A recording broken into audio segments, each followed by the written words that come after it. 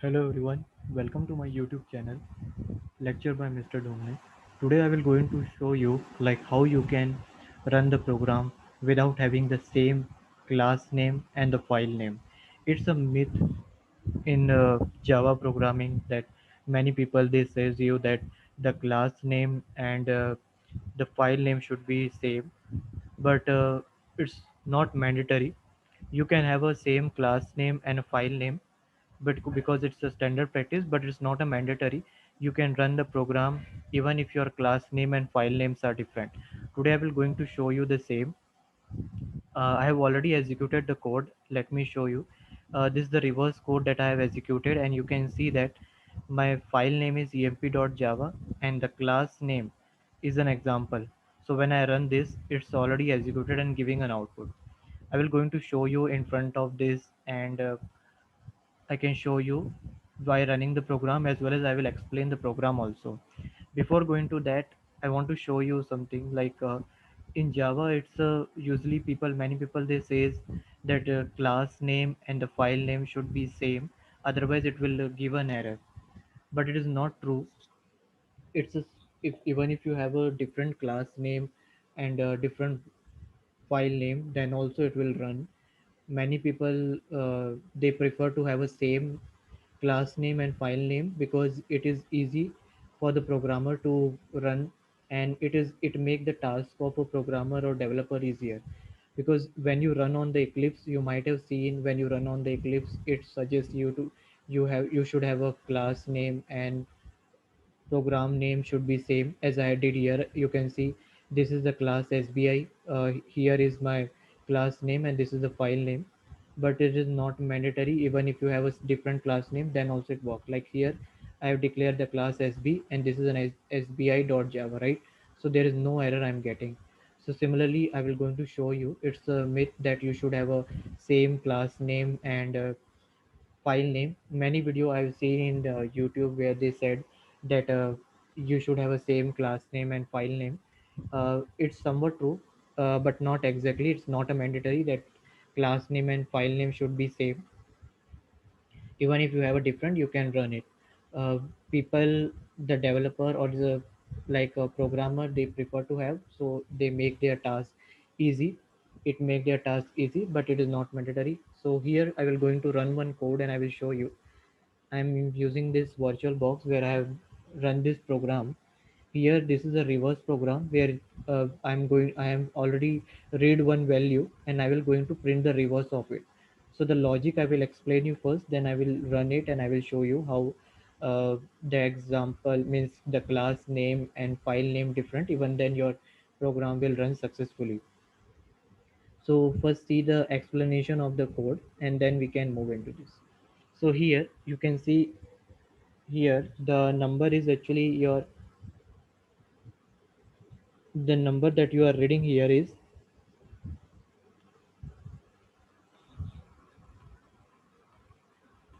just 1 minute. So here the number that you are reading here is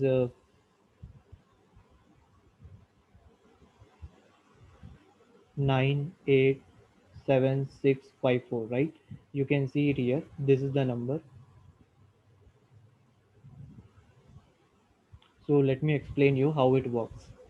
So suppose now when you initialize with the num, okay, so now you will going to check it, is num is not equal to 0. When this condition true, then only you will come inside. So how the flow is, when the condition inside the loop is true, you will come inside. So once you come inside, what you get it, you get remainder equal to the reverse it is. So the variable name is actually the reverse.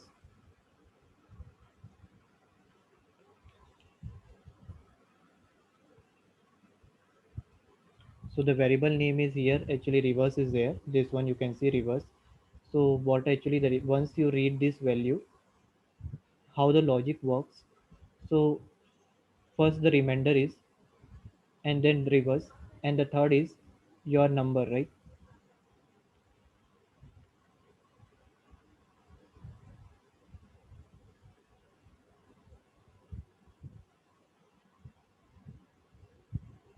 So you have a three variable. How actually it works, let's start it. So once you read it, once this condition become true that your value is not equal to 0, you will come inside, and I'm taking a short re for remainder. Okay, as of now, so you can see num mod 10. Mod is means it will give you the remainder. So when you divide it by 10, how much remainder it will give? 4, right? When you divide this 987654 by 10, it will give you remainder 4. Okay, now the next is your reverse. So I'm taking rev for reverse as a short. So whatever reverse current value is what? 0 now. Now the current value is 0. So 0 into 10 and plus your remainder. Actually, I have taken wrong here. This should be remainder.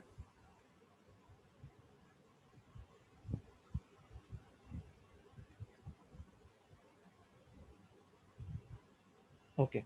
So when you plus remainder here means this RE value here, how much you will get? You will get equal to 0 into 10, 0 plus 4. So now the reverse current value is 4. Now you will divide this number by 10. So as this number is integer type, so what value usually when you divide it, okay, when you divide the number by 10, this 987654 divided by 10, it will give you 98765 98765.4, and as it is in number is an integer, so it will pick the integer value, it will ignore the decimal, so it will be 98765. Now this 98765 will be passed it here as it is a loop. So this 9876 will be passed to here. Once now you will going to read it again. Is this not equal to 0? Condition true, you will come again. You will mod it by 10. So when you will mod it by 10, now this time when you mod it by 10, what value you will get it? When you divide it by 10, the what remainder you will get? 5, right? When you divide it by 10, 9876.5, that is your remainder will be 5, right? Then reverse into 10. What is the current value of reverse? 4, right? That you got in a previous step. So you will do here 4 into 10 plus current value of remainder 5. That is how much? I repeat once again. Here 4 will come, the current that reverse value, previous reverse value, because the reverse is initialized with 4 last time. So what you will get it here, reverse 4 into 10, your previous value, plus current remainder is 5. So what will be the value? Your 45, right? So you got it 45. Now number is equal to number divided by 10. What was the number? When you divide it by 10, what you will get it? You will get 9876.5. Again you will just 1 minute. So we have done with here. Okay, now sorry, here when you divide it again, you will get 987.6. Last time when you divide it, you got 98765. When you divide it, you got 9876.5, right? So now when you divide it again, you will get 9876987.6. So as it is an integer, you will take 987, you will go back again and you will read it. So here is okay, just 1 minute. 987645. Now here num is equal to num divided by 10, and yeah, here you will going to print also. So right, whatever the reverse value you will get it, you will print it. So in first case, what value you will get it, you will going to print at the end. So now till now we have solved it and we got a 45. Now number is equal to number divided by 10. So when you divide it 98765 by 98765 by 10, you will get 9876, right? 9876 will go here. Is it equal to 0? No. You will come here, you will going to do mod. That is when you're going to do mod, you will get a 6. reverse into 10. What is the current value of reverse? 45, right? So here you will do 45 into 10 plus current value is 6, that is it will get 456. Now see here, you are in approach of getting the reverse value. So 456 you get, then you will divide the number by 10 again. So how much you will get? 987. Then again 987 will be not equal to 0. When you do mod you will get remainder 7. Then current value is what? 456. So again you will get here 456 into 10 plus 7, that will give you 4567, right? So you are getting right 4567. Similarly you need to do it for other two, and in this case, in this way you will get 4567 and 8 9, right? How you are going to do that? Once you get 9 at 7, you will divide again, you will get 98. 98 is not equal to 0 here. Again you will get remainder what? When you divide 98 by 10 you will get 8. 8 will be the remainder, right? When you multiply 4 5 6 7 into 10 plus 8, it will be some, right? It will be something like this: 45670 plus 8, it will give you 45678, right? Similarly you will get 9 at the end. When you divide 9 by 10, you will get 0 0.9. You will, when you divide 98 by 10 you will get 9.8. You will ignore 8, you will go back again, num mod 10, you will do remainder 9. Then you will multiply this again by 10. So I am writing here the remaining of solution: 4 5 6 7 8 into 10 plus remainder 9. So you will get 45678 plus 9, that it will give you 45678 9. So in this way you will get. So once you get this solution, and now once you divide it, now 9, after doing that, 9 divided by 10, how much you will get? 9 divided by 10 you will get 0 0.9, right? So as an integer it will take 0. 0 is equal to 0 is not equal to 0, this condition become false. You will not come inside this loop and you will print the reverse value.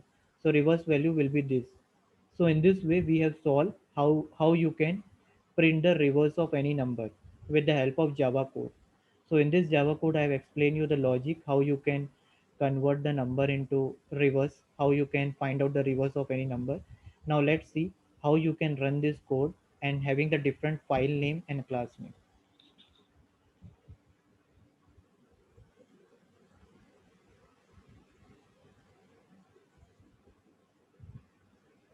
So here you can see here in my code, this is the example, and this the class name of this file is example, and I have saved with emp.java. You can see it. If you are not visible, emp.java, I have saved this file, and the location of my file is in the desktop itself. If you want I can show you in the desktop.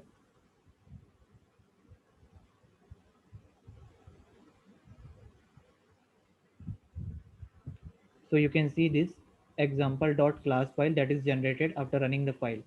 Let me delete it, and this is my actual emp.java file. Let me open it. Once I open this,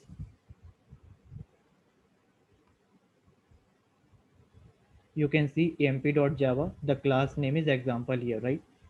If it is not showing, let me expand it.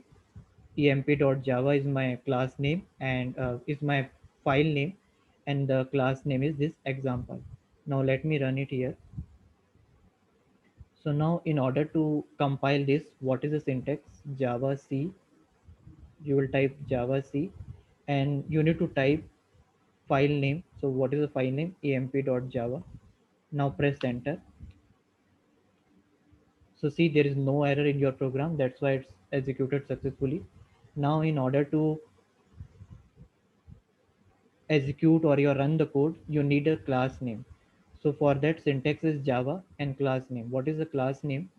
You can see in the code, the class name is here example, right? So let me do it. So I have just type example. Now I will press enter. Now see here, right? So today I have proved it, like, and I have shown you the myth is different, right? Means the myth that we have seen the class name and file name should be same is not true. It's not mandatory that you should have a same class name and file name. Here you can see the class name is example and file name is emp.java. You can follow the references here. I already knew it before that the class name and file name is not should not be same. Means it's not mandatory to have a same. If you have a same, you can try it, but it is not mandatory. Here you can see that these are the three references I have added in this file, in this paint file. You can refer these references in order to get more clarity on this. But whatever I have explained you like the file name and class name should not be same. It's not mandatory. That it is a myth that class name and file name should be same. So I have shown you and I have proved you that even if you have a class name and file name different, you can run the code. If you like my video, then please subscribe it, share it, and comment it. Thank you.